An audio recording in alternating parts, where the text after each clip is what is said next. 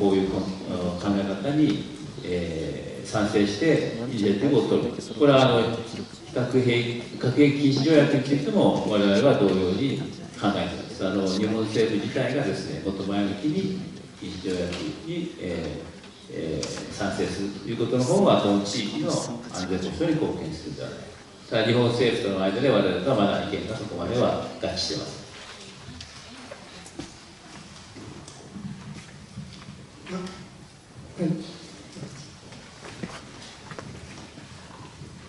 後ろの方の方、先にお願いします。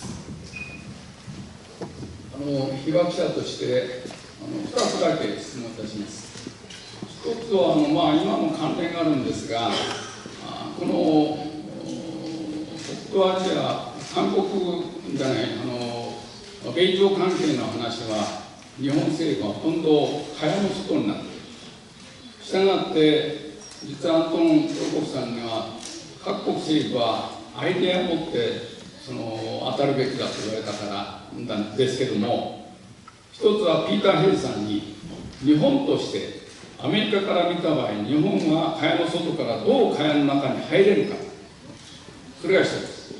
それからもう一つは、これは全くアンゲラ・ケインさんにお願いしたいんですが、ちょっとこれ、今日のこの次第、今日のあれとちょっと違う。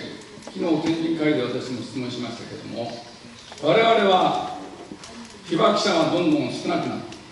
したがって若い人がどんどんつないでくれています。で、ドイツの場合は、それが法律的に子どもたちがアウシュビッツを見るという法律ができている。現場を見る。継承もさることながら現場を見る。そういうふうなことが法律的にドイツの場合はどこまでやられているのか、それはどういうふうにフォローアップ平和教育としてシステムアップされているのか、それを教えてください。非常に変です。時間の関係があるので、2点目は後でちょっと個人的に聞いていただければと、セッションに関係のないことはちょっとご遠慮願いたいと思います。はい、どうぞ。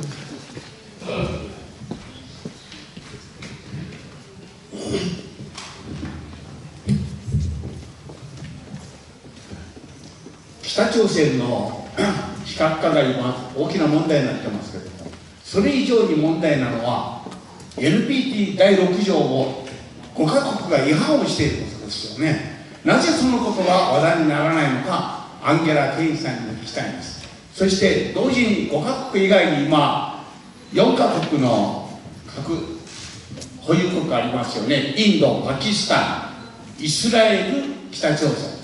でもイスラエルは何でしょうね、アメリカ大変影響して、一つもイスラエルの核保有については何も問題にしてない。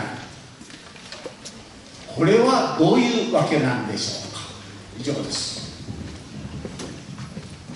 はい、ではケイさんです。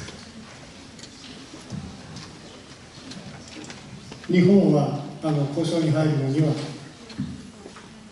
今のところケイズ博士は日本が米朝間の交渉から完全に外れているということで、日本がそこで米朝間の交渉に関与するためには何が必要だと思いますかという質問ですね。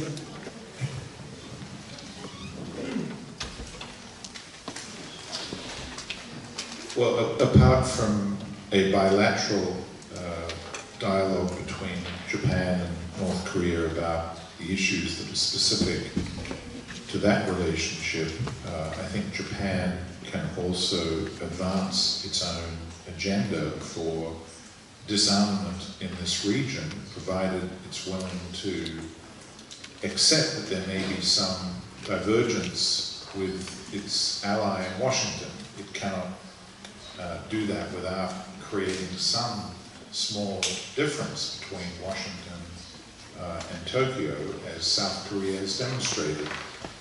If you simply have the same policy as Washington, why would the North Koreans talk to you? There's no point. But if Japan has its own policy, its own positions on certain issues, then I think there is room to move forward.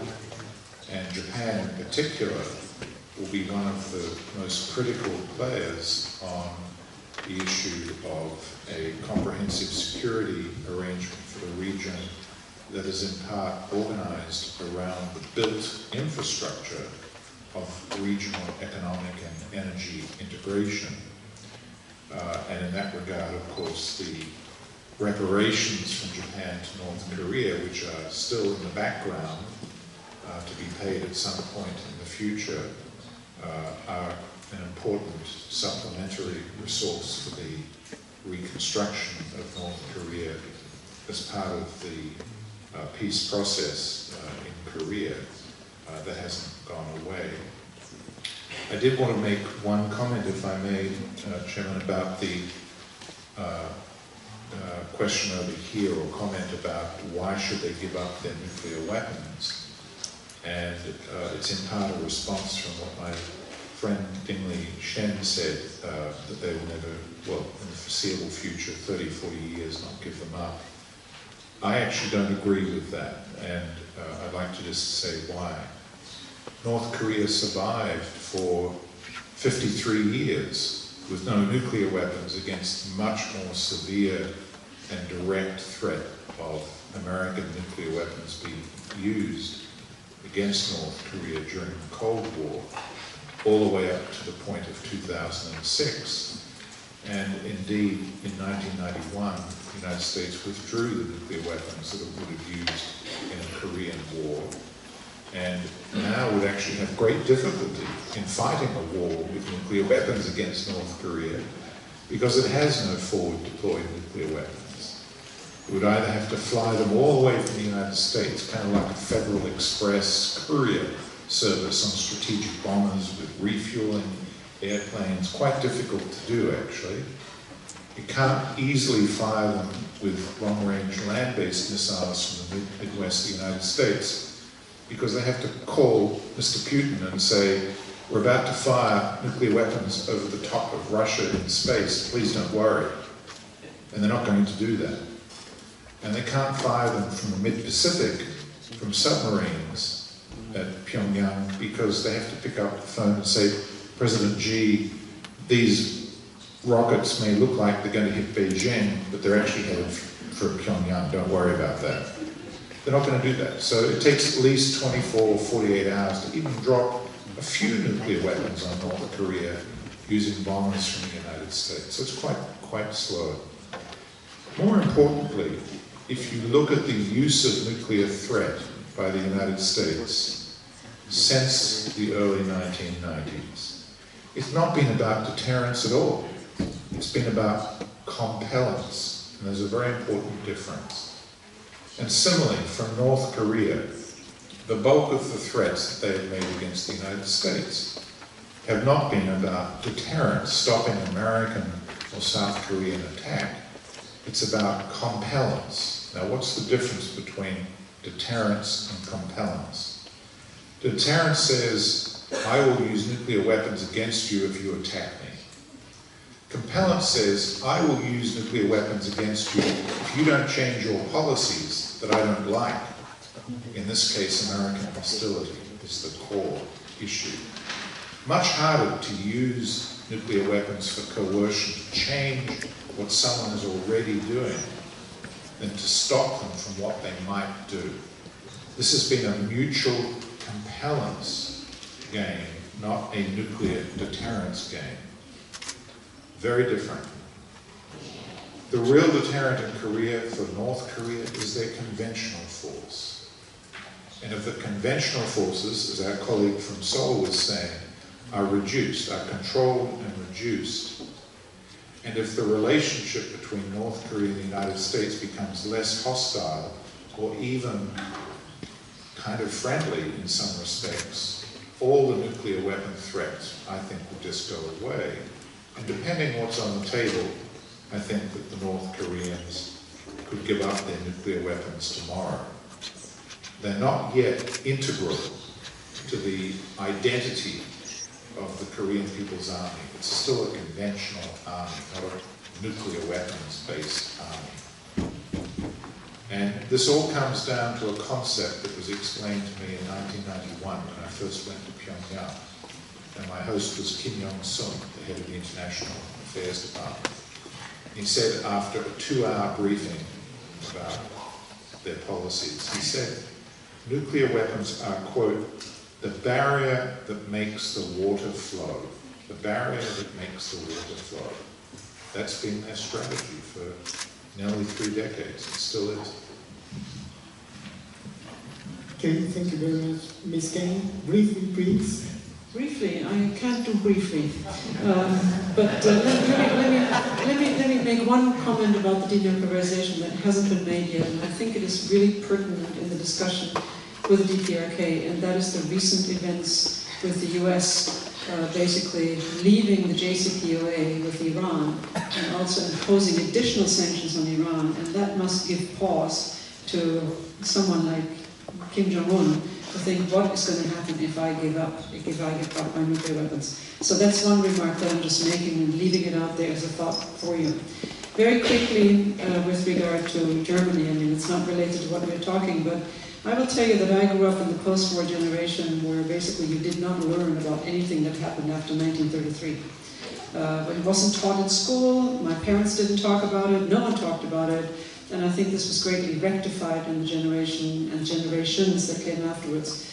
And yes, I mean, there are visits that are being conducted, and it's part of the school program, just like we had an excursion here. We saw plenty of school children visiting the atomic bomb site in Ground Zero. In Germany, it's the same issue. You have to be reminded of your history, and I think that's a good thing. So I'm all in favor of it. When it comes to the US relationship with Israel, that is something you're going to have to ask the US about, or maybe Israel about, not me. But on the other hand, I can tell you that there is a very strong relationship that was seen also in the decision by Trump to move the embassy to Jerusalem, which was extremely hurtful to previous agreements. It was extremely hurtful to the Arabs. You have seen that, for example, the newly elected president of Brazil is now following suit, which frankly is going to be very difficult because Brazil is one of the major exporters of halal meat to the Arab nations, which I think is going to be greatly affected. So not all decisions are being taken on the calculus of, is it going to be good for my country? But sometimes it is done because of long-standing alliances, sometimes it's done because of friendships, sometimes it's done because of pressure groups. So you always have to sort of think about what's behind it, what is the motivation. And that's really where one needs to find the truth and the answers to some of these questions. Okay, thank you very much. Now I'm afraid that the time is up, and I'm sure 多分まだまだ議論したいこと、質問したいこと終わりかと思いますけれども、大変申し訳ありませんが、時間が来てしまいましたので、今日のセッションはここで終わりにさせていただきたいと思います。パネリストの方にもう一度感謝の拍手をお願いいたします。